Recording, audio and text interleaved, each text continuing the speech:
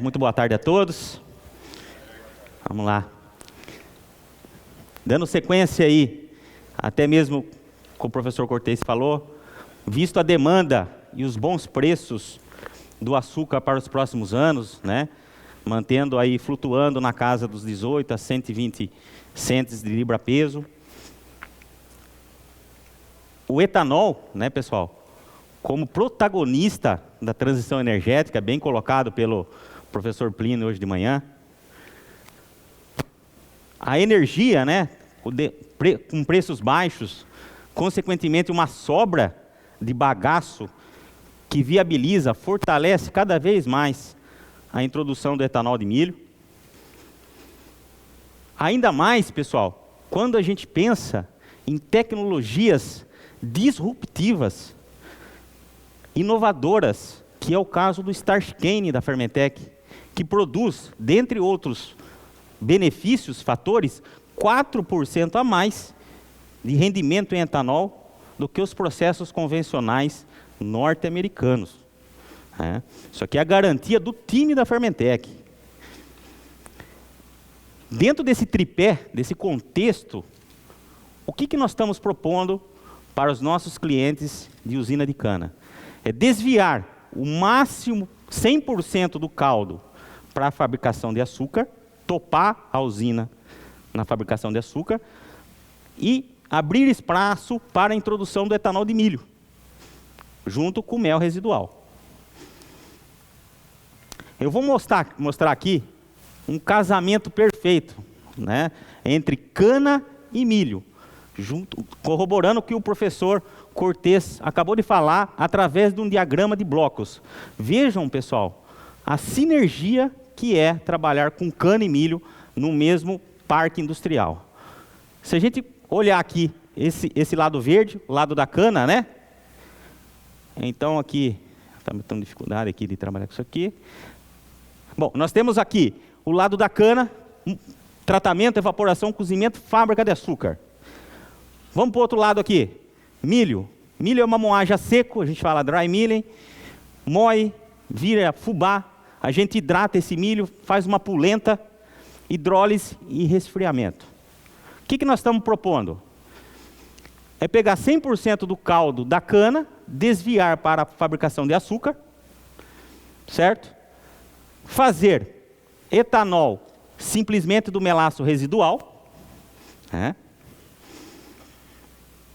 E no caso do milho, né, nós adicionamos duas enzimas, porque o milho ele vem com amido, o amido ele precisa ser quebrado para açúcar fermentescíveis. Nós usamos a alfa-amilase e a glucoamilase, fermentamos, e no caso da tecnologia Starscane, nós separamos as fibras do milho antes do sistema de destilação.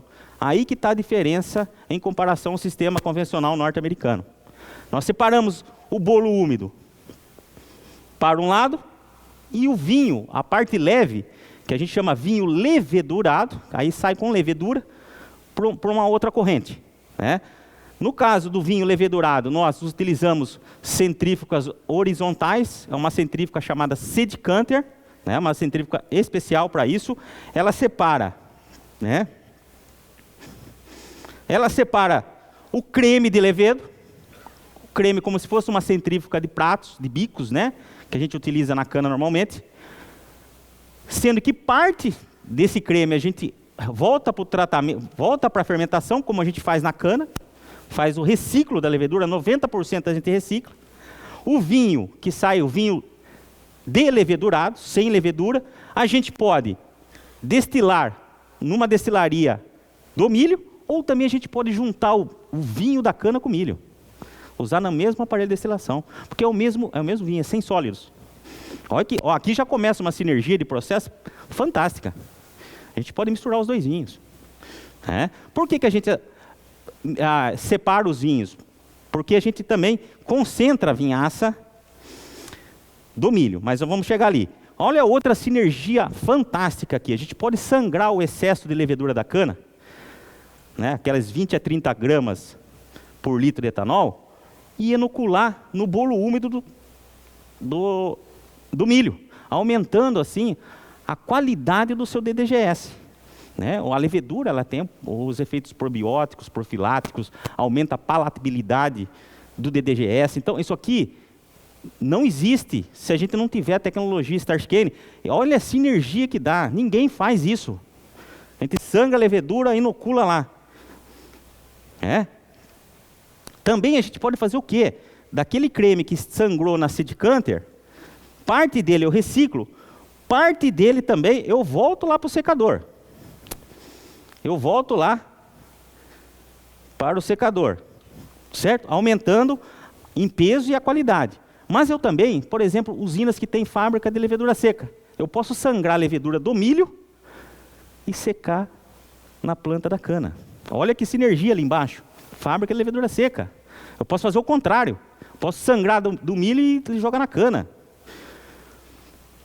Outra sinergia, eu posso pegar o mel final da cana e misturar com o mosto do milho. O mosto do milho ele é pobre em nutrientes. Eu posso pegar o melaço, que é rico em nutrientes, e adicionar aqui, misturador estático, dilui em linha. Para que usar nutrientes depois aqui? Melhora demais a fermentação, melhora tudo. Né?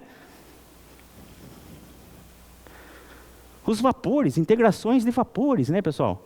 Os vapores gerados lá na evaporação, V1, V2, V3, eles têm os consumos internos, né? Tratamento e cozimento, é destinado à destilaria, principalmente o V1, mas também, né, pessoal, ele pode ser destinado, até o V3, pode ser destinado na etapa de cozimento. Lá na etapa de cozimento, nós trabalhamos com 85 graus, então a gente trabalha com contato indireto, recuperando o condensado, né, otimizando energeticamente a minha planta. Ressalto ali o uso de refervedores de contato indireto na destilaria, para recuperar condensado. Temos que pensar nisso. A vinhaça do milho, ela é rica em proteína. Parte da proteína solúvel do milho sai na vinhaça, por isso que eu preciso concentrar. Então eu tenho um sistema de concentração de vinhaça, de milho, né? onde eu utilizo o vapor alcoólico do topo da coluna B, faço uma integração energética, consumo de vapor baixíssimo para concentrar, o milho vai de 2 a 30 de Brix, eu concentro a vinhaça do milho. Essa vinhaça do milho, concentrada, eu volto lá para o secador, que é um secador de contato indireto, para formar o DDGS. O S lá que está em vermelhinho, ele é os sólidos da vinhaça. Né?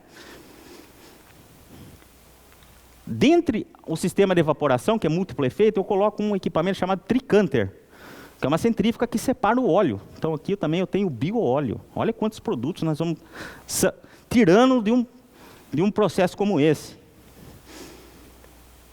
A água evaporada da vinhaça, eu volto lá para preparar a pasta, para fazer minha polenta. Então o waste zero, é zero de resíduo, eu volto tudo. A flegmassa que sai do sistema de destilação, da coluna B de destilação, é um líquido, é um condensado que prioritariamente eu uso para fazer asepsia, limpar tubulações, equipamentos. Mas eu tenho uma sobra. Essa sobra eu posso voltar também para o preparo da pasta, tanto a flegmassa da cana quanto do milho. Né? O vapor, esse secador é o secador de contato indireto da WeatherTech.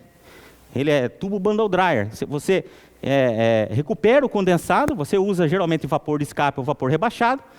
Eu recupero o condensado e o vapor que sai desse secador, eu posso fazer regeneração com o vinho, posso fazer regeneração com o próprio concentrador de vinhaça, eu posso injetar direto na bandeja da coluna de destilação. Entendeu? Depois que eu esquento lá o preparo da pasta, está 85 graus. Eu vou resfriar com água? Não. Vou fazer regeneração. Posso aquecer o mosto da cana, o vinho da cana. Posso fazer mosto e caldo da cana, por exemplo. Fazer essas jogadas. Economizando vapor lá, usando vapor daqui para lá, regenerando lá. O condensado, né, pessoal, que eu recupero, a gente chama condensado sujo, que é de V1, V2, V3, que não volta para a caldeira, que é de vapor de escape rebaixado, direto para a caldeira, sem dúvida. Mas os condensados sujos, que a gente recuperou, pode voltar também para a diluição da pasta, porque otimizando a parte hídrica da planta, né? Então aqui é um resumo aí, um pouquinho do que o professor Cortes falou. Veja que integração, que casamento perfeito, como diz meu amigo Marcos Adão, da LD Bioenergia. Dando sequência, pessoal, um estudo de caso bem rápido. Nós fizemos um projeto conceitual para um dos nossos clientes, para a introdução de uma planta de etanol de milho, DDGS e óleo, né? Nesse caso, nós adotamos esse conceito de desviar 100% do caldo para a fabricação de açúcar, né? Identificamos gargalos, lógico, principalmente na evaporação, e também trabalhamos no aumento do SJM lá na fábrica para maximizar a produção de açúcar. Nesse caso, esse cliente tinha 2 aparelhos de destilação.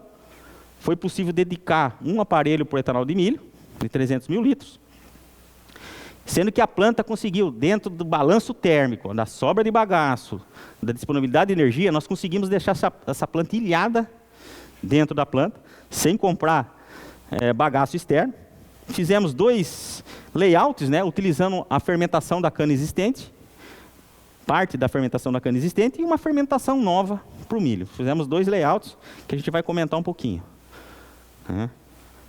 Opa, desculpa.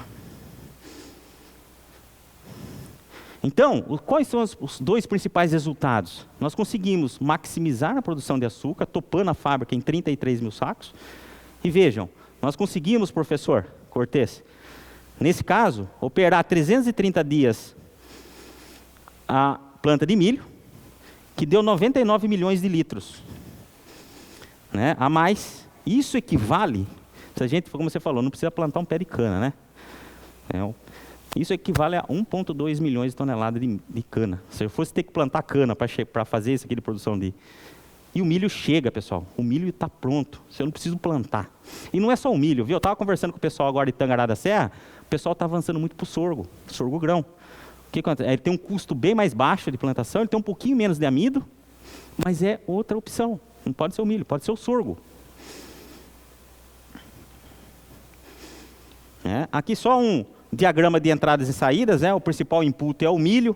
O milho vem com aquela caracterização, 12% de umidade, amido, um pouco de AR, proteínas solúveis e insolúveis, e os auto-inputs aí, etanol, óleo e DDGS, só para a gente visualizar de uma forma diferente aí. Aqui essa opção de layout, né, pessoal, como estava comentando, nós utilizamos aí aquela parte rosa, é a planta de etanol de milho, junto aqui com a usina, né? Tem uma entrada independente, um acesso independente, e nós utilizamos parte da fermentação da cana, como eu desviei o mix para a fabricação de açúcar, ficou dornas ociosas. Então nós complementamos com algumas dornas, mas utilizamos boa parte das dornas existentes da cana. Precisamos adaptar em questão de trocador de calor em um sistema de agitação. Aproveitamos a mesma destilaria que ficou ocioso, né, junto com o sistema de concentração de vinhaça. Esse foi um dos layouts que nós fizemos. E o outro layout foi fazer simplesmente uma fermentação para o milho independente. Essa opção foi foi que teve a maior aceitação, visto que o layout anterior eu limito o crescimento da cana. Como o layout ali é apertado, se eu quiser crescer com a cana, eu não consigo. E do milho também. Então o pessoal falou, pô, daqui 10 anos, 20 anos eu quero crescer cana, eu vou ficar gargalado. Então, essa opção aqui, a segunda opção, foi a melhor nesse sentido, visto também que a fermentação não é a ilha que mais, o CAPEX, o investimento é maior. Finalizando, pessoal, gostaria de deixar aqui o recado que nós da Fermentec, todas as nossas áreas, transferência de tecnologia, engenharia, capacitação, pesquisa, estamos à disposição de vocês para desenvolver estudos conceituais a nível um pouco detalhado, FEL1, FEL2, até projetos executivos com garantia de performance. Então, nossa equipe está preparada para atendê-los, né? E agradecer em especial a nossa equipe da Fermentec e também ao Dr. Mário Lúcio, que emprestou a foto dele aqui para eu colocar aqui no... né? Fizemos um Photoshop dele aqui, mas tudo bem. Ele representa exatamente a Fermentec, um pesquisador de jaleco, e um boné de engenheiro. Um excelente evento a todos. Obrigado.